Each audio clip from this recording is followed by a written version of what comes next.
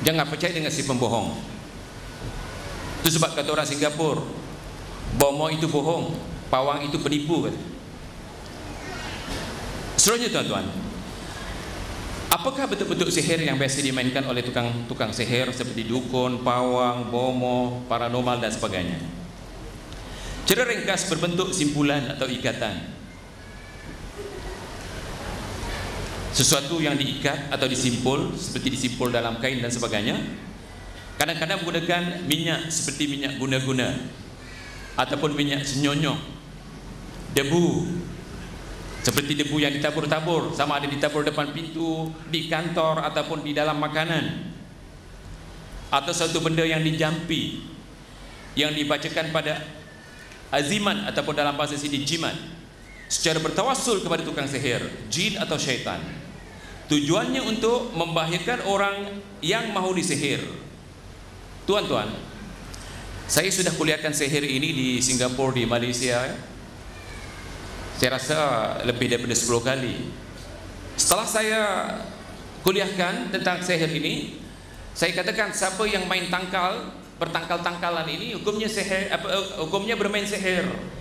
Maka orang yang bermain tangkal seperti ini hukumnya syirik. Jadi siapa yang ada tangkal, kata ana, buang, hapuskan.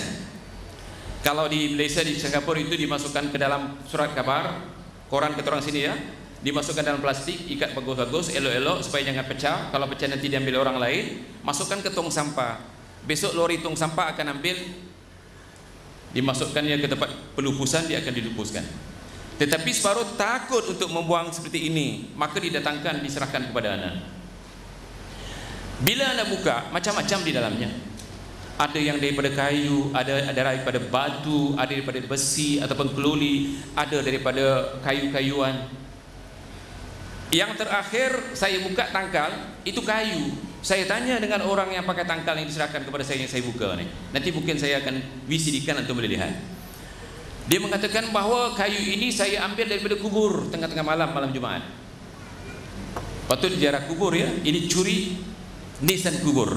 Tahu nisan kubur? Kan di antara yang dituntut oleh syarak supaya kita ziarah kubur malam. Ada antara antum ziarah kubur malam? Rasulullah SAW sering ziarah kubur malam. Yang antum kenapa tak mau ziarah kubur malam? Takut hantu? Mungkin takut hantu.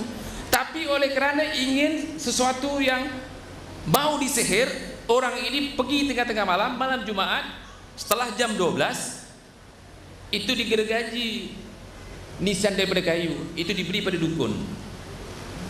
Antum jangan buat ya. Jadi kayu yang dicuri daripada kubur, nisan kubur ni, itu dibawa kepada bomoh, dukun, pawang atau paranormal, itu dijampi. Dijampir bermakna disihir.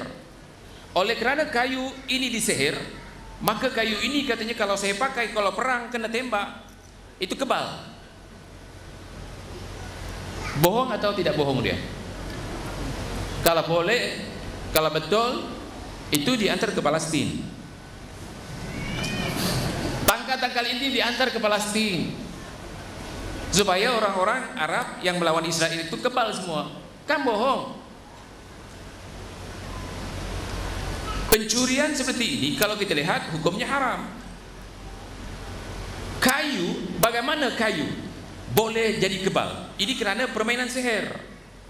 Begitu juga batu. Ada yang saya buka batu, dan saya pernah ceritakan di Singapura tahun 73. Ada yang belum lahir ini tahun 73. Saya belajar di Penang. Itu ada orang Indonesia yang dikatakan dukun pawang. Kepalanya diikat dengan kain merah, tak tahu daripada mana ini. Bajunya hitam, jubah. Kalau dia punya gelang itu tak tahu daripada mana, saya tidak tahu, macam akar begitu. Kalau dia punya tasbih yang di lehernya macam tasbih solin.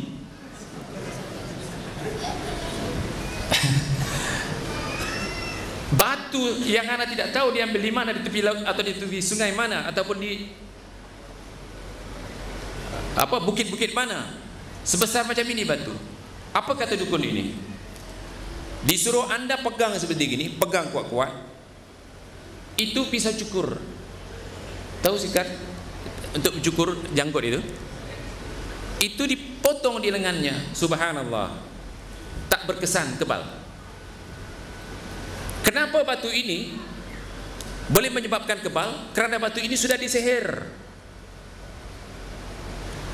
Dan di tepi itu ada bara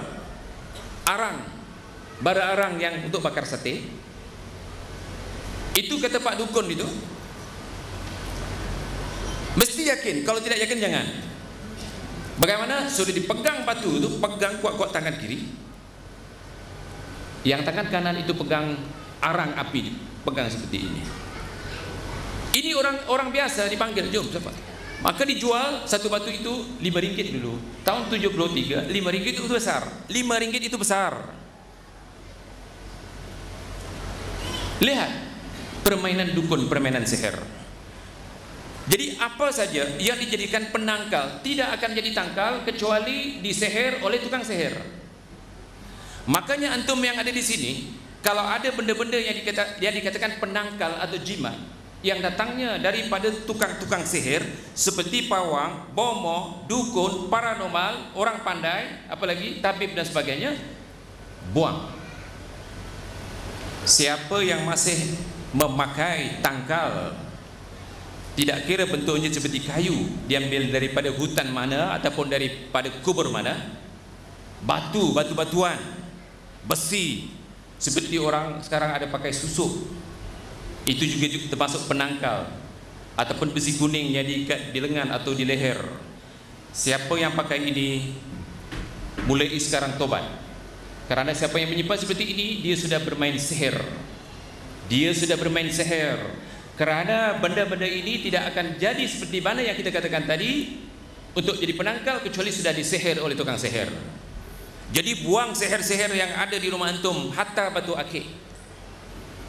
Berapa ramai orang yang pakai batu akik yang tujuannya, niatnya, matlamannya, kenapa? Dia percayai batu akik ini ada itu dan ada ini. Ini juga satu daripada permainan sihir. Perbuatan seperti ini kalau antum simpan di rumah, subhanallah. Saya pernah duduk di majlisnya ataupun di majlis ta'lim, antara guru ana adalah Syekh Saleh Fauzan Al-Fauzan. Itulah di antara guru ana di Mekah. Antum kenal ya? Dan dia mengatakan rumah-rumah yang ada tangkal di rumahnya tidak dimasuki oleh malaikat rahmah. Kalau rumah antum mau dimasuki oleh malaikat rahmah, apa saja jenis tangkal, penangkal, jimat-jimat dikeluarkan.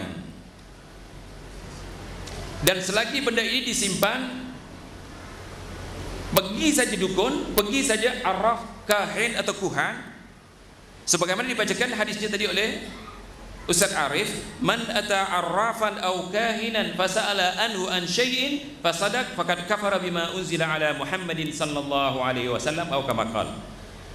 Siapa yang pergi dukun, pergi pawang, pergi bomo atau pergi paranormal, bertanya sesuatu kepadanya, dia percaya, dia sudah mengkafiri apa yang sudah diturunkan kepada Nabi Muhammad sallallahu alaihi wasallam. Tuan-tuan muslimin dan muslimah, apa arti kafir di sini? Kafir yang boleh membawa kepada kesyirikan. Dan rata-rata kalau orang pergi dukun, bila pulang mesti ada oleh-oleh. Apa oleh-olehnya? Tangkal kebiasaannya. Dan oleh-oleh ini kalau dibawa pulang dipakai, hukumnya syirik. Sebagaimana dalam hadis at-tamimatu syirkun. Tamimah itu jenis tangkal, apa saja jenis tangkal kalau dipakai, disimpan, sama ada di mobil, di rumah atau di mana saja, itu syirik. Dosa paling besar adalah syirik, bukan berzina, bukan mencuri, bukan makan riba. Yang paling besar sekali, dosa paling besar adalah syirik, walaupun syirik asghar. Jadi tuan-tuan, saya katakan bahawa